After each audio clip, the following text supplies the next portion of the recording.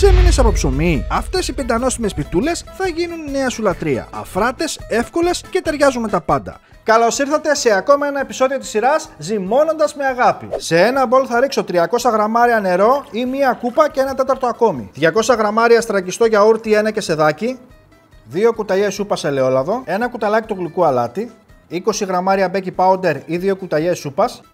Και ανακατεύω πάρα πολύ καλά. Και προσθέτω σιγά σιγά 600 γραμμάρια αλεύρι για όλες τις χρήσεις ή 4 σκούπες. Επειδή αλεύρι με αλεύρι διαφέρει, θα δείτε μήπως θέλει λίγο περισσότερο αλεύρι ή λίγο λιγότερο. Η ζύμη μας είναι έτοιμη. Θα ρίξω μια κουταλιά της σούπας ελαιόλαδο για να μην κολλάει η ζύμη. Θα τη δουλέψω λίγο. Είναι έτοιμο το ζυμάρι μας και πάμε να κόψουμε 200 γραμμάρια το κάθε μπαλάκι. Θα ρίξω λίγο αλεύρι πάνω στον πάγκο. Θα ρίξω τη ζύμη. Θα ανοίξω λίγο το ζυμάρι με τον πλάστη.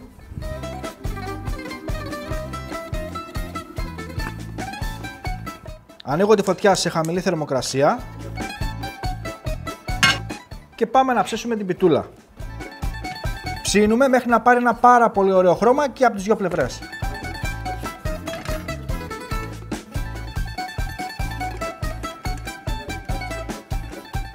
Και η πρώτη πιτούλα είναι έτοιμη.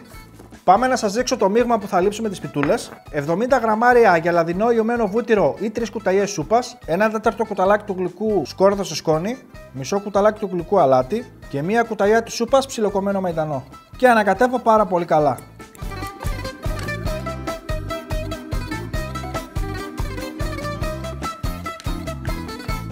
Και η τελευταία.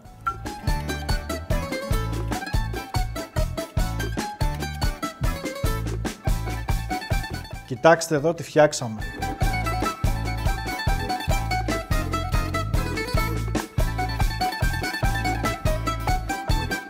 Και πάμε να δοκιμάσουμε.